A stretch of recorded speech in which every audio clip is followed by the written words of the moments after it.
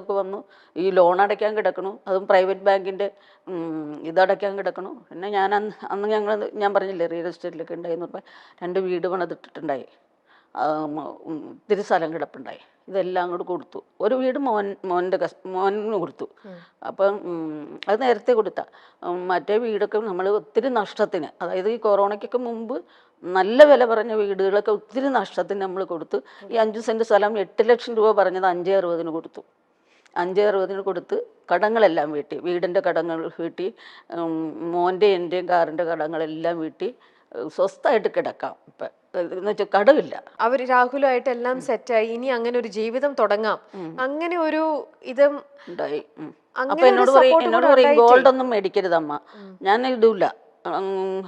ഗോൾഡൊന്നും അല്ലെങ്കിലേ മേടിച്ചിട്ടൊന്നും അവള് സമ്മതിക്കൂല. അങ്ങനെയാണ്. ഞാനൊരു കുഞ്ഞുമാലയല്ലേ ഇടുള്ളൂ 300 എന്ന് പറയും. അപ്പൊ ഇവൻ രാഹുൽ എന്നോട് പറയും, ഇതൊക്കെ കുഞ്ഞു കൊച്ചിനെ ഭയങ്കര ഇഷ്ടമാണ് രാഹുലിനും, ഒക്കെ കൊച്ചിന് കൊടുത്തേര്, എനിക്ക് ജീവിക്കാനുള്ള സ്വത്തൊക്കെ എൻ്റെ കയ്യിലുണ്ട് എന്ന് പറയും. എന്ന് രാഹുലും പറയും. അങ്ങനെ അല്ലെങ്കിലും ഞാൻ അപ്പം അവനോട് പറയും, അല്ലെങ്കിലും നീ എൻ്റെ ചിലവ് ജീവിക്കാമെന്ന് വിചാരിക്കണ്ട, നീ പണിയെടുത്ത് എനിക്ക് തന്നോളണം, ഞാനിനി പോകില്ല. അങ്ങനെ അവനോടും പറയും. തമാശയാണ്, എന്നാലും അങ്ങനെ പറയും. പക്ഷെ അല്ലാതെ അങ്ങനെ അങ്ങനെ മരിച്ചു എന്നൊരു ചിന്താഗതി ഉണ്ടായില്ല. ഉണ്ടായെങ്കിൽ ഇങ്ങനെയൊക്കെ പ്ലാൻ ചെയ്യൂലല്ലോ. അപ്പം ഞാൻ പറഞ്ഞിരുന്നു ഇവർക്ക് വേറൊരു വീട്ടിൽ പോയി നിൽക്കാനൊക്കെ ബുദ്ധിമുട്ടാണ്. അപ്പോൾ നിങ്ങളിവിടെ തന്നെ താമസിച്ചോ, അവൻ അവിടെ കുറച്ചടുത്താണ് എൻ്റെ വീട്, നിങ്ങളിവിടെ തന്നെ. അവനും പറഞ്ഞു, ഇവളെൻ്റെ വീട്ടിലൊന്നും വന്ന് താമസിക്കാൻ പോണില്ല, ഇവിടെ താമസിച്ചോട്ടെ, അവിടെ നമുക്ക് ആവശ്യത്തിന് ബെഡ്റൂംസും കാര്യങ്ങളൊക്കെ ഉണ്ട്, ഇവിടെ താമസിച്ചാൽ മതി, മോനാണെങ്കിലും വേറെ വീട് കിടപ്പുണ്ട്. അപ്പോൾ അങ്ങനെയൊക്കെ എന്തോ അതൊക്കെ ചെയ്യുമ്പോൾ എന്നെ എപ്പോഴും വഴക്ക് പറയായിരുന്നു. അമ്മ എന്തിനാണ് ഈ കാലത്ത് പോലെ പോകണം. അപ്പോൾ ഉച്ചയ്ക്ക് എണീറ്റ് വരും. അപ്പോൾ ഞാൻ ചായയൊക്കെ തിളപ്പിച്ച് വെച്ചിട്ടാണ് നിങ്ങൾ പോണത്. അപ്പോൾ ഫോൺ ചെയ്യും, ഇന്ന് എവിടെയാ എന്ന് ചോദിക്കും. അപ്പോൾ ഞാൻ പറയും ഞാനിങ്ങനെ ഇന്ന സ്ഥലത്താണ് എന്ന് പറയും.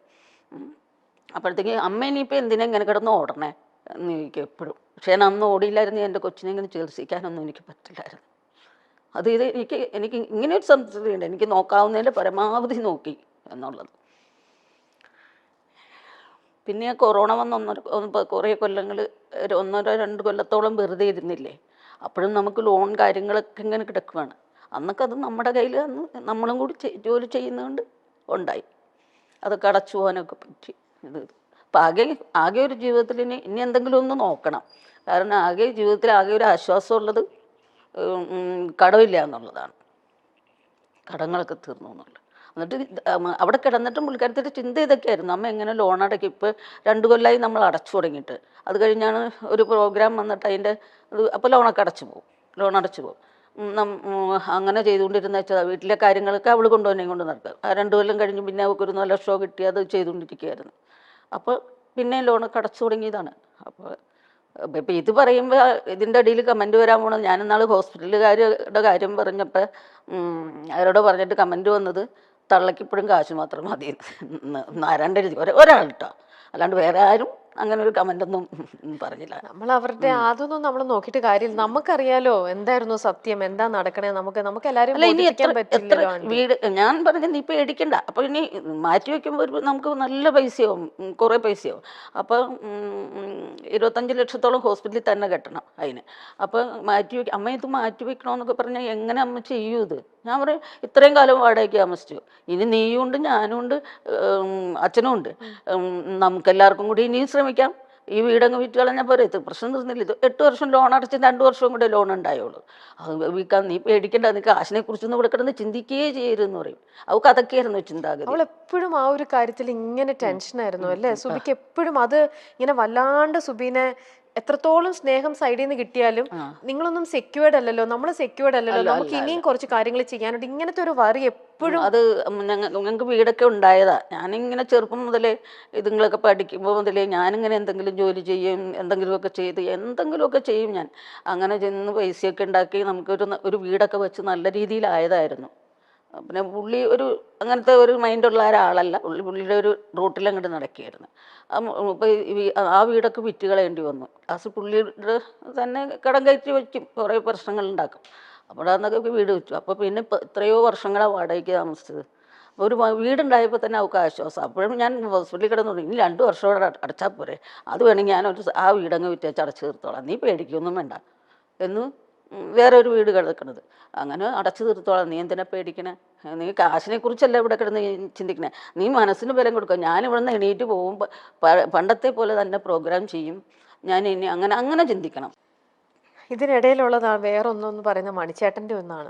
നമ്മളുമായിട്ട് വളരെയധികം അടുപ്പമുള്ളതാണ്. സുബിയായിട്ടും മണിച്ചേട്ടന് ഭയങ്കര അടുപ്പാണ്. അതിന്റെ തലേ ഓണത്തിന് സുബിയാണ് പോയി ഇന്റർവ്യൂ ചെയ്തത് പാടിയിൽ വെച്ചിട്ട്.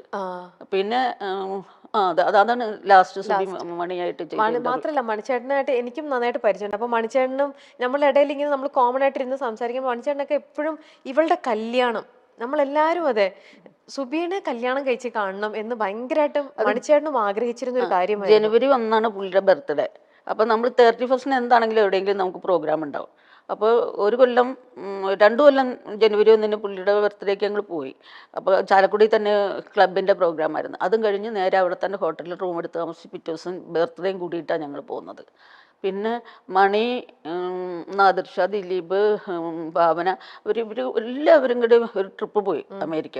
ഒരു ട്രിപ്പ് പോയിട്ട് അവിടെ വച്ച് സുബി സ്കിറ്റ് ചെയ്തേച്ച് ഇറങ്ങിയിട്ട് ഓടി എല്ലാം അടുക്കി വെച്ചിട്ട് പോകും. സാരി തന്നെ കുത്തിയൊക്കെ വെച്ചിട്ട് വേണം. അടുത്തത് ഡാൻസിന് കയറും. അപ്പോൾ ഡാൻസിന് ദേവിചന്ദനെയും പാരീസ് ലക്ഷ്മിയും ഇവർ 3 പേരും കൂടെയാണ് ഡാൻസ് കളിച്ചത്. അപ്പം ഇങ്ങനെ ഡ്രസ്സ് അതാ ട്രിപ്പല്ല, പിന്നത്തെ ഒരു ട്രിപ്പാണ്. ഇങ്ങനെ 8 എൻട്രി സുബിക്ക്. അപ്പോൾ സുബി ഒരു ഡൈവൊക്കെ ചെയ്യണ ശ്രീറാം എന്ന് പറഞ്ഞ തമിഴിലുള്ള ഒരു ആളാണ് കൊറിയോഗ്രാഫി ചെയ്തത്. അപ്പോൾ ഇങ്ങനെ വായുവിൽ കറക്കുകയാണ്, നിലത്ത് നിന്നല്ല അതിൻ്റെ ഡാൻസ്. അത് കണ്ടപ്പോൾ ദിലീപിനും നാദർഷിക്കൊക്കെ പേടിയായി. എല്ലാം ഒന്ന് പറ്റിപ്പോയാൽ പിന്നെ ബാക്കിയുള്ളതിലൊക്കെ സുബിയുണ്ടേ. അപ്പോൾ ഇവളുടെ ഈ ആ സ്റ്റേജിനുള്ള ഡെഡിക്കേഷനൊക്കെ കണ്ടപ്പോഴത്തേക്കും മണി ഒരു ദിവസം രാത്രി എന്നെ വിളിക്കുകയാണ്, ഞാൻ ഇങ്ങനെ സ്റ്റേജിനോട് ഇത്ര ഡെഡിക്കേഷനോട് ഒരു കൊച്ചിനെ കണ്ടിട്ടില്ല, അതുകൊണ്ട് അവളിൽ അത്ര ആത്മാർത്ഥമായിട്ട് നിന്നു ഞങ്ങളുടെ കൂടെ. അതുകൊണ്ട് അവളുടെ കല്യാണത്തിന് അതാണ് ഈ 10 പവൻ കൊടുക്കുമെന്ന് പറഞ്ഞ് ശ്രീകണ്ഠൻ നായരൊക്കെ പറയുന്നത്. 10 പവൻ കൊടുക്കുമെന്ന് പറഞ്ഞു. അത് കഴിഞ്ഞ് ഞങ്ങൾ എയർപോർട്ടിൽ വന്നിറങ്ങിയപ്പോഴും എന്നോട് പറഞ്ഞു, ഇവളെ വേഗം കല്യാണം കഴിപ്പിക്കണം, ഇവക്ക് 10 പവൻ തരുമെന്ന് ഞാൻ അന്ന് കള്ളുപിടിച്ചിട്ട് പറഞ്ഞൊന്നും അല്ല, ഞാൻ തന്നിരിക്കും. അത്രയും ഡെഡിക്കേറ്റഡ് ആണ് ഇവള് സ്റ്റേജിനോട് എന്ന് പറയും. അന്നൊക്കെ നല്ല വണ്ണമൊന്നും വെച്ചിട്ടില്ല, ആരോഗ്യമുണ്ട്. അങ്ങനെ സ്റ്റേജ് ഷോ ആയിരുന്നു പുള്ളിക്കാരത്തിയുടെ എല്ലാം. അതെ. അപ്പൊ സുബിക്ക് മണിച്ചേട്ടന്റെ മരണം കേട്ട് കഴിഞ്ഞപ്പോ അവള് അയ്യോ ഭയങ്കര വിഷമായിരുന്നു. ഉണ്ടായില്ല. സുബി പിഷാരടി ഒന്നും ഉണ്ടായില്ല. ഇവര് തിരുവനന്തപുരത്തിന് പോയിക്കൊണ്ടിരിക്കുമ്പോഴാണ്. എന്നിട്ട് ഞാനും പുള്ളിയും കൂടെ പോയിട്ടുണ്ടായി മണിയുടെ അടുത്ത്. അവിടെ ആൾക്കാർ ബഹളം ഉണ്ടാക്കി, ആ ഡെഡ് ബോഡി വരെ എടുത്ത് താഴെയിട്ട് പ്രശ്നം, അങ്ങനെ നിയന്ത്രിക്കാനൊന്നും ആരും ഉണ്ടായില്ല. അപ്പോൾ ഞങ്ങൾക്ക് കാണാനൊന്നും, മുകളിൽ നിന്ന് അവിടെ ഒരു AC റൂം ഉണ്ടായി, അവിടെ നാദൃശ്യം ഞങ്ങളൊക്കെ ഇരുന്ന്, പിന്നെ അവിടെ നിന്നൊന്നും കാണാനേ പറ്റൂല, അല്ലാണ്ട് അടുത്തൊന്നും പോകാൻ പറ്റൂലായിരുന്നു. അത്ര തിരക്കും ബഹളമായിപ്പോയി. സുബി പിഷാരടിയൊക്കെ വഴിയിലായിരുന്നു.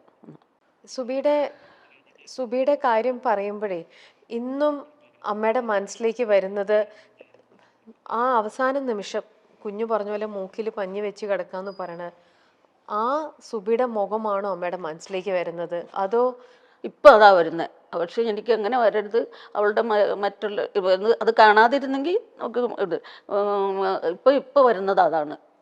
കിടക്കുമ്പോഴും ഒക്കെ വരുന്നത് ഒരു ഞെട്ടല് പോലെ മനസ്സിലേക്ക് വരുന്നത്. ഉറക്കമില്ല, എനിക്ക് ഉറക്കമില്ല. ഉറക്കം കൂടി കഴിച്ചാ ഉറങ്ങുന്നത്, ഉറക്കമില്ല. രാത്രിയാണ് ഈ ചിന്തകൾ മുഴുവൻ വരുന്നത്. പക്ഷെ എനിക്കിപ്പോഴും അവൾ അവിടെ ഉണ്ടെന്ന് തന്നെയാ ചിന്ത. അതല്ലേ എനിക്ക് ഇപ്പോഴും. ഇപ്പൊ കഴിഞ്ഞ ദിവസം ഒരു ഇന്റർവ്യൂവിന് ഇതേപോലെ എന്നെ വിളിച്ചു. അപ്പോൾ എന്നെ രാജേട്ടൻ വന്ന് വിളിച്ചേച്ചും പറഞ്ഞു, എഴുന്നേക്ക് പോകണ്ടേ നമുക്കെന്ന് ചോദിച്ചു. അപ്പം ഞാൻ പറഞ്ഞു, എൻ്റെ മനസ്സിൽ പറയണത് സുബി അവൾക്കല്ലേ ഒത്തിരി നേരം വേണ്ടത്, അവൾ അത്രയാവട്ടെ ആദ്യം എന്നാണ് പറയണത്. അല്ലാതെ അവിടെ ഉണ്ടെന്ന് തന്നെയാണ് എപ്പോഴും ഞങ്ങളുടെ ചിന്ത. മോനുമൊക്കെ ഓക്കെ ആവാൻ കുറേ ദിവസം എടുത്തു. അവനൊരു ഇതുപോലെയായിരുന്നു, എന്താ ഒരു ഭ്രാന്ത് പിടിച്ചൊരവസ്ഥയായിരുന്നു അവന്. പിന്നെ അവനെ സമാധാനിപ്പിക്കാൻ ഞാനില്ലേ ഇതെന്ന് ഓർത്ത് ഞാൻ ഒന്നും കൂടി ധൈര്യം സംഭരിച്ചാണ്. ഇപ്പം കുഴപ്പമില്ല. ഞാൻ കുറച്ച് നാൾക്ക് മുമ്പ് മഞ്ജു ചേച്ചിയുടെ ഇന്റർവ്യൂ ഒരെണ്ണം എടുത്തിരുന്നു. മഞ്ജു ചേച്ചി അന്ന് പറയാ, സുബി മരിക്കുന്നതിന് 2 ആഴ്ച മുന്നേ എൻ്റെ പൊന്ന് രമ്യ എന്നെ വിളിച്ചിട്ട്, ചേച്ചി ചേച്ചി എവിടെയാ, എനിക്ക് ചേച്ചിയോടൊന്ന് സംസാരിക്കണം എന്നും പറഞ്ഞുകൊണ്ട് അവൾ എന്തോ പറയാനുണ്ടായിരുന്നു അവൾക്ക് ചേച്ചിയുടെ അടുത്ത്. അപ്പൊ ചേച്ചി കറക്റ്റ് ഇവളന്ന് തിരുവനന്തപുരത്ത് എത്തിയിരിക്കുമ്പോഴാണ് മഞ്ജു ചേച്ചിനെ വിളിച്ചത്. ചേച്ചി കറക്റ്റ് അന്ന് ഏതോ ഷൂട്ടിന് എറണാകുളത്ത്. അപ്പൊ ചേച്ചി ഇന്നും എന്നോട് അത് പറഞ്ഞ് ചേച്ചി അന്ന് കരയായിരുന്നു. എനിക്കറിയില്ല എന്തായിരുന്നു അവൾക്ക് എന്നോട് പറയാനുണ്ടായിരുന്നിട്ടുണ്ടാവുക.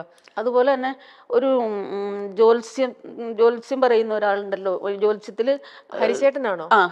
ഹരി പത്തനാപുരം. ഹരി പത്തനാപുരത്തിന് ഈ ICU കിടന്ന് അന്ന് തന്നെ ഫോൺ മേടിച്ച് ഡോക്ടർ ഫോൺ നോക്കാൻ പാടില്ല എന്ന് പറഞ്ഞു. പക്ഷെ ഹരി പത്തനാപുരത്തിൽ വിളിച്ച് പറഞ്ഞു എന്നൊരു ഇന്റർവ്യൂവിൽ പുള്ളി പറയണേ ഞാൻ കേട്ടതാണ്.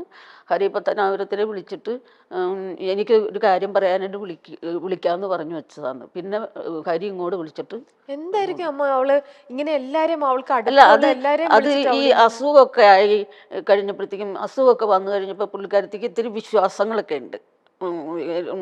ഇങ്ങനെ ആരെങ്കിലും ഇതിലൊക്കെ എനിക്ക് അത്ര വിശ്വാസമൊന്നുള്ള ആളല്ല, ദൈവത്തെ അല്ല, മറ്റുള്ള കാര്യങ്ങളൊന്നും എനിക്ക് വിശ്വാസമില്ല. അത് ഹരിപ്പത്തനവർ പറയണ പോലെ ഞാനും പറയണം എല്ലാ കാര്യങ്ങളും. അപ്പം ഹരി അങ്ങനെ ഒരു ഇന്റർവ്യൂവിൽ പറയണ കേട്ടു. പക്ഷെ പുള്ളിയുടെ നമ്പർ എൻ്റെ കയ്യിലുണ്ടായില്ല, അല്ലെങ്കിൽ ഞാനൊന്ന് വിളിച്ചേനെ. എന്താ ഞാൻ തരാമല്ലോ ഹരിച്ചേട്ടന്റെ നമ്പർ അമ്മയ്ക്ക്, ഞാൻ തരാം, എൻ്റെ കയ്യിലുണ്ട്. പക്ഷെ എനിക്ക് ഇതാണ്, ഇങ്ങനെ നമ്മൾ അടുത്തിരിക്കുന്ന ഇവൾക്ക് എന്തൊക്കെയോ അവളെ ഡിസ്റ്റർബ് ചെയ്യുന്നുണ്ടായിരുന്നോ, എന്തൊക്കെയോ അവൾക്ക് ആരോടൊക്കെയോ പറയാനുണ്ടായിരുന്നു. എന്നത് നിങ്ങളുടെ കൂടെയുള്ള അമ്മയോടും രാഹുലിനോടും പറയാൻ പറ്റാത്ത എന്തെങ്കിലും ആണോ? എന്നോട് പറയും എന്ത് കാര്യം. അതെ, പക്ഷെ അവൾക്ക് ഇങ്ങനെ അവൾക്ക് ആരോടൊക്കെയോ മനസ്സ് തുറക്കണമായിരുന്നു. മഞ്ജു പിള്ളേരാണ് ഏറ്റവും വലിയ കൂട്ട്. മഞ്ജുവിന്റെ രഹസ്യങ്ങളൊക്കെ ഇവക്കും അറിയാം, ഇവരുടെ രഹസ്യങ്ങളൊക്കെ മഞ്ജുവിനും അറിയാം. അത് എനിക്ക് ഇവരുടെ രണ്ടുപേരുടെ ഇടയിൽ ഞാനും ഉണ്ട്, എനിക്കും അറിയാം. എന്തുണ്ടെങ്കിലും എന്നോട് പറയാതിരിക്കില്ല. അങ്ങനെ മറച്ചു വെക്കണ ഒരു ഇതൊന്നും ഉണ്ടായില്ല. എല്ലാ കാര്യങ്ങളും നമുക്കറിയാം. നടിയും അവതാരകയും ടെലിവിഷൻ താരവും ഹാസ്യ കലാകാരിയുമായിട്ടെല്ലാം മലയാളികളുടെ മനസ്സ് കീഴടക്കിയ സുബി സുരേഷ് ഓർമ്മയായിട്ട് 2 ആണ്ട് പിന്നിട്ടിരിക്കുന്നു. കരൾ രോഗത്തെ തുടർന്ന് 2023 ഫെബ്രുവരി 22-നായിരുന്നു സുബിയുടെ മരണം. സുബിയുടെ ഓർമ്മ ദിവസം അവരോടുള്ള പ്രണയവും സൗഹൃദവും പങ്കുവച്ചുകൊണ്ട് സുഹൃത്തും കലാകാരനുമായ കലാഭവൻ രാഹുൽ രാജരത്നം പങ്കുവച്ച പോസ്റ്റും ശ്രദ്ധ നേടുകയാണ്. സുഹൃത്ത് എന്നതിലുപരി രാഹുൽ വിവാഹം കഴിക്കാനിരുന്ന ആളുകൂടിയാണ് സുബി. ഇരുവരുടെയും വിവാഹം നിശ്ചയിച്ചിരുന്നു. സുബിക്കൊപ്പമുള്ള മനോഹരമായ നിമിഷങ്ങൾ കോർത്തിണക്കിയ ഒരു വീഡിയോ ആണ് രാഹുൽ പങ്കുവച്ചത്. ദേവദൂതൻ എന്ന ചിത്രത്തിലെ കരളെ നിൻ കൈപിടിച്ചാൽ എന്ന പാട്ടിന്റെ പശ്ചാത്തലത്തിലാണ് വീഡിയോ. ഇവരുടെ പ്രണയവും സൗഹൃദവും എല്ലാം വീഡിയോയിൽ കാണാം. രാഹുൽ പങ്കുവച്ച വീഡിയോ കാഴ്ചക്കാരിലും നോവായി മാറുകയാണ്. സുബിയുടെ മരണത്തിനു മുൻപ് ഇരുവരുടെയും വിവാഹം നിശ്ചയിച്ചിരുന്നു. വിവാഹത്തിനായി താലിമാല വരെ തയ്യാറാക്കിയിരുന്നു. ആ സമയത്തായിരുന്നു അപ്രതീക്ഷിതമായി സുബിയുടെ മരണം. സുബിയുടെ മരണശേഷം നൽകിയ അഭിമുഖങ്ങളിൽ എങ്ങനെയായിരുന്നു തങ്ങളുടെ സൗഹൃദം എന്ന് രാഹുൽ തുറന്നു പറഞ്ഞിട്ടുമുണ്ട്. ഒരു കാനഡ ഷോയിൽ വെച്ചാണ് ഇവരെ അടുത്തറിഞ്ഞത്. ഒരുപാട് സംസാരിച്ചു, ജീവിത വിശേഷങ്ങളെല്ലാം പങ്കുവച്ചു. എന്തും വെട്ടിത്തുറന്ന് പറയുന്ന പ്രകൃതക്കാരിയാണ് സുബി. കുറച്ചു കഴിഞ്ഞാൽ വിളിച്ച് സോറി പറയും. ആരെയും ചതിക്കില്ല. എല്ലാവരും നന്നാകണം എന്ന് ആഗ്രഹിക്കുന്ന മനസ്സ്. ഒരുപാട് നന്മകൾ ചെയ്തിട്ടുണ്ട്. അതൊന്നും ആരോടും പറഞ്ഞു നടക്കില്ല. തനിക്ക് മാത്രമല്ല ആർക്കും സുബിയെ ഇഷ്ടപ്പെടും എന്നാണ് രാഹുൽ പറഞ്ഞിട്ടുള്ളത്. ഏഷ്യാനെറ്റിലെ സിനിമാലയിലൂടെ ജനഹൃദയങ്ങൾ കീഴടക്കിയ സുബി വേറിട്ട ശൈലിയിലൂടെ മലയാളികൾക്ക് പ്രിയപ്പെട്ട കലാകാരിയായി മാറുകയായിരുന്നു. 20ഓളം സിനിമകളിലും സുബി അഭിനയിച്ചിട്ടുണ്ട്. സ്റ്റേജ് ഷോകളിലും നിറസാന്നിധ്യമായിരുന്നു.